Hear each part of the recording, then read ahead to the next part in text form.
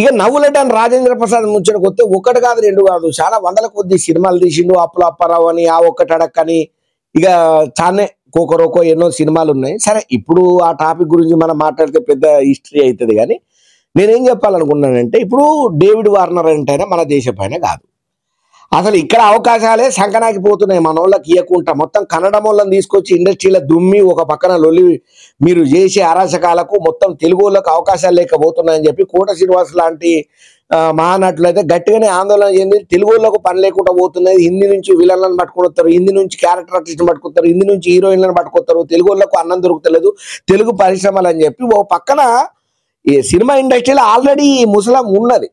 అది సరిపోదన్నట్టు సరే నీ సినిమాకు బాగా ప్లేస్ అవుతాడు అని అనుకున్నావు. ఆ డేవిడ్ వార్నర్ అనే పెద్ద మనిషిని తీసుకొచ్చినావు, 100% తీసుకొచ్చినావు. కానీ గౌరవాన్ని ఎట్లా కాపాడుకోవాలి, ఆయన ముంగట మనం ఎంత ఉందాగా ఉండాలి. ఆయన పోయి రేపు వాళ్ళ దేశంలోకి పోయి ఏం చెప్తాడు, రాజశేఖర్ అనే రాజేంద్ర ప్రసాద్ అనే ఒక తాగుబోతాడు ఉన్నాడు నన్ను ఇట్లా అన్నాడు అని అంటాడా?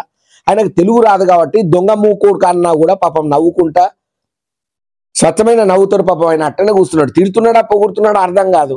అదే ఆయనకు తెలుగు వచ్చి ఉంటే మాత్రం రాజేంద్ర ప్రసాద్కు స్టేజ్ మీద ఇంకో లెక్కన ఉండేది. ఎందుకు ఇట్లా మాట్లాడుతున్నారు?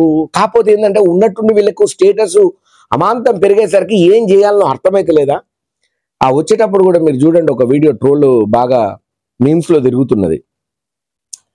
ఆ కారు డోర్ నుండి తప్పకమంది అంటాడు, అంత ఎక్కిపోయిందా? నువ్వు రూపాయి కోసం కూడగట్టుకొని ఓ చిన్న చిన్న పాత్రలు వేసుకుంటా ఇంత గొప్ప స్థాయిలో డాక్టరేట్లు తీసుకునే స్థాయికి పోయి సినిమా కళామ తల్లిని ఇంత ఆదరణ చేస్తే నువ్వు ఆ కార్లనే వచ్చుకుంటా అది కొనటానికి 30 తిప్పలు పడి నీ స్థాయిలో పెడితే కారును దానుకుంటా పోతావా అని చెప్పి చాలా రకాలుగా ఎవరికి చూసినట్టు వాళ్ళు పెడుతున్నారు. ఏదేమైనా కూడా ఈ మధ్యకాలంలో ఏమైతున్నదనంటే ఈ డైరెక్టర్లు కానీ హీరోలు కానీ హీరోయిన్లు కానీ అరే మనము స్టేజ్ మీదకి పోతున్నాం, ఇప్పుడు పలానా సినిమా గురించి మాట్లాడుతున్నాం, సినిమా గురించే మాట్లాడాలి, సినిమాలో ఉన్న గొప్పతనం ఏంది, సినిమాను కథ మలిచిన విధానం ఏంది, సినిమాలో ఏమేం పాయింట్స్ మనం చెప్పినాం, ఈ సినిమా ఆడియన్స్ ను ఎంతవరకు కనెక్ట్ చేస్తుంది, షూటింగ్ యాడ్ చేసుకున్నాం, దాంట్లో ఉన్నటువంటి లోతులు పాటలు అవకతవకలు చాలా చేసినటువంటి మార్పులు స్టోరీ దీని గురించే కదా మనము ఇటువంటి ప్రోగ్రాంలు పెట్టుకునేది. మరి ఆ దాంట్లో పోయి అసలు ముచ్చట పక్కన పడేసి కాంట్రవర్సీకి తిరలేప్పుడు ఎందుకు? మొన్నట్లా ఏం సినిమా ఒక లైలా కోసం ఏది మన విశ్వక్సేని సినిమాల్లో ఏం చేసిండు ఆ పృథ్వీరాజ్ అనేట ఆయన పార్టీలకు పెట్టకుండా నా 11 గొర్రెలు ఉన్నాయి 11 అని ఏదో అన్నాడు. ఎందుకని అలా మాట?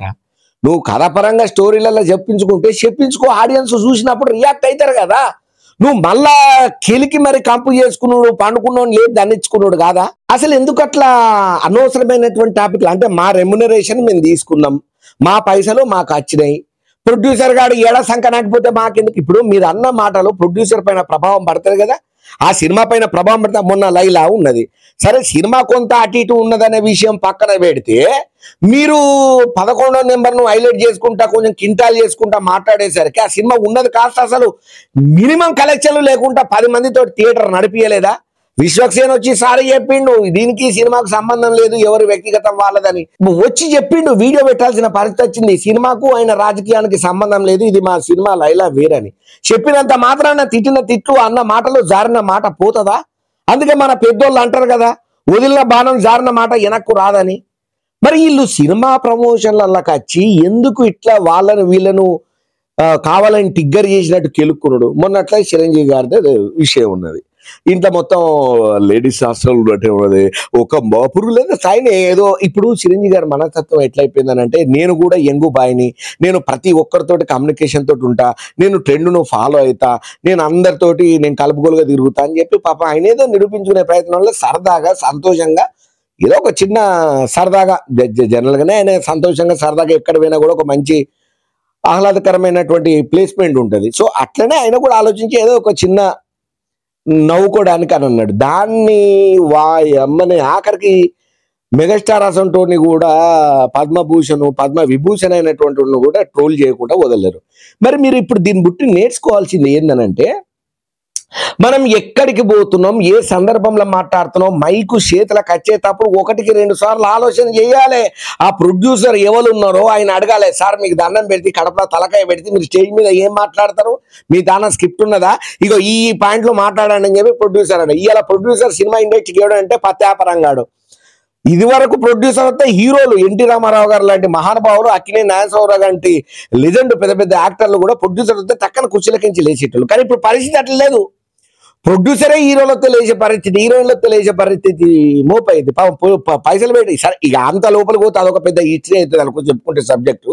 ఇక్కడ మనం చెప్పుకునేది ఏంటంటే పాపం సినిమా తీసి 1000 కోట్లు ఖర్చు పెట్టి దీని మీద ఒక హోప్ తోటి మనం ఇన్ని డబ్బులు మనకు వస్తే ఇంత మనం లాభాల బాట పడతామని ఉన్నప్పుడు ఇక రేపో మాపో సినిమా రిలీజ్ అన్న టైంలో వీళ్ళు స్టేజ్ల మీదకి వచ్చి ఏం మాట్లాడుతున్నారో కొంతమంది రాజేంద్ర ప్రసాద్ తాగి మాట్లాడిండు అని అంటాడు.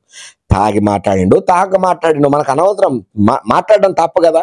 గౌరవించకుండా మూ కొడక లూ కొడక నా కొడక ఎందుకు ఇవన్నీ, ఎందుకు ఇట్లా? వీళ్ళకి ఏమైతున్నది? ఇన్నేళ్ళు సినిమా ఇండస్ట్రీలో నేర్చుకున్నది ఏంటిది? అరే చిన్న వాళ్ళతో ఇట్లా చెప్పించుకోవాలి నా నీతులు అని చెప్పి కారెడ్డాలు ఆడుకుంటా కామెంట్లు పెట్టేటోళ్ళు అయితే భయంకరంగా ఉన్నారు. రాజేంద్ర ప్రసాద్ గారిని అయితే ఈ cricketer, Australian cricketer David Warner fans అయితే మామూలుగా వేసుకుంటలేరు. ఇక తర్వాత ఆయన వచ్చి నేను అలా అనకూడదు, అనుకోకుండా పొరపాటు జరిగింది, ఎందుకంటే ఆయనకు నాకు ఉన్నటువంటి రిలేషన్ అటువంటిది. ఈ సినిమా రిలీజ్ కు ముందు అది మన ఆడియో ఫంక్షన్ కి ముందు కూడా నేను ఆయనతో చాలా విషయాలే మాట్లాడుకున్నాం, జోకులు వేసుకున్నాము. నేను వార్నర్ తోటి అన్నా, నువ్వు ఇండస్ట్రీకి వచ్చినా కూడా నీ తడాకా చూస్తా అంటే, నేను ఇండస్ట్రీకి వచ్చిన కదా, నువ్వు క్రికెట్లకు రా, నీ తడాకా నేను చూస్తానని చెప్పి డేవిడ్ వార్నర్ అన్నాడని ఇట్లా సరదాగా చెప్పుకుంటూ వచ్చాను. ఎంత సరదాగా ఉన్నా కానీ మటన్ తిన్నామని చెప్పి బొక్కలు మెళ్ళేసుకొని తిరగలేం కదా. నీకు ఆయనకు ర్యాపో ఉండొచ్చు, అంత క్లోజ్ ఉండొచ్చు, అది తెర వెనుక ఉండాలి. తెర ముంగడికి వచ్చిన తర్వాత 100 మంది 1000 మంది 1,00,000 మంది ఆడియన్స్ చూస్తాయి. కానీ ఒక్కటి మీరు గుర్తు పెట్టుకోవాలి, మీ అభిమానులు మాత్రమే చూస్తారని మైకు ముంగట మీ ఉద్దారకం మాటలు మాట్లాడుకుంటా గొప్పలను చూపించుకొని నేను అద్భుతమైనటువంటి వాక్చాతుర్యంతో మాట్లాడుతున్నాను భ్రమలకించి బయటకు వచ్చి మీమర్స్ ట్రోలర్స్ మీకోసం పడిగాపులు కాసుకొని చూస్తున్నారు. ఏ సెలబ్రిటీ ఏ తప్పు మాట మాట్లాడితే దాన్ని గిర్ర సోషల్ మీడియాలో తిప్పుదామనే కాన్సెప్ట్ తోటి ఉన్నారు. వాళ్ళని చూసినా తస్మాత్ జాగ్రత్త, మీరు నోరును అదుపులో పెట్టుకోండి అని చెప్పి ఈ తిరిగా రకరకాలుగా కామెంట్లు అయితే వస్తున్నాయి. కాకపోతే ఏమైందంటే ఈ మధ్యకాలంలో సెలబ్రిటీలకు ఎందుకు అట్లా మాట్లాడుతున్నారో, వాళ్ళు ఏమైతున్నదో సినిమా గురించి వచ్చి సినిమా గురించి మాట్లాడకుండా వేరే టాపిక్లకు మాట్లాడుకుంటా పోయేసరికి అసలు ముచ్చట పక్కదో పోతున్నది. సో ఇప్పటికైనా ఈ వార్నరు ఇష్యూ బయటకు వచ్చిన తర్వాత రాబోయే రోజులలో ప్రొడ్యూసర్లను గౌరవించి వాళ్లకు ఏదన్నా అయ్యా ప్రొడ్యూసర్లరా మీకు కూడా దండం పెడితే 1000 కోట్లు ఖర్చు పెట్టి సినిమాను ఓహో అని చెప్పి గొప్పలు చెప్పుకున్నాడు కాదు. ముందు స్టేజ్ మీద ఎవరెవరు మాట్లాడాలి, ఎవరెవరు ఏం మాట్లాడతారు, వాళ్ళకి ఏం పాయింట్స్ అనేది మీరే ఇన్ని వేల లక్షల కోట్లు పెట్టి సినిమాలు తీస్తున్నాం అంటున్నారు కదా. ఒక కంటెంట్ రైటర్ మీ తాను ఉంటారు కదా, ఒక్కొక్కరికి ఒక్కొక్క క్వశ్చన్లు పేపర్లు ఇచ్చి ఆన్సర్లు ఎట్లా మాట్లాడాలి ఏందని ఇచ్చి మీరు సజావుగా గనక ఆ వేదికను ఆ ప్రోగ్రామ్ను గనక మీరు కండక్ట్ చేసి సక్సెస్ఫుల్గా రన్ చేస్తే మీ సినిమా మీద ఎటువంటి ప్రభావం ఉండదు. లేదనుకోండి మీరు 1000 కోట్లు పెట్టి సినిమా తీస్తారు, 100 కోట్లు ఖర్చు పెడతారు, మీరు తీరా సినిమా పెట్టిన తర్వాత ఇక స్టేజ్ మీద గిసొంటి మాటలు మాట్లాడేసరికి సినిమా మీద ఇప్పుడు చూడు మొన్ననే అదొక కంపు వచ్చింది. ఎవరు? శేఖర్ మాస్టరు.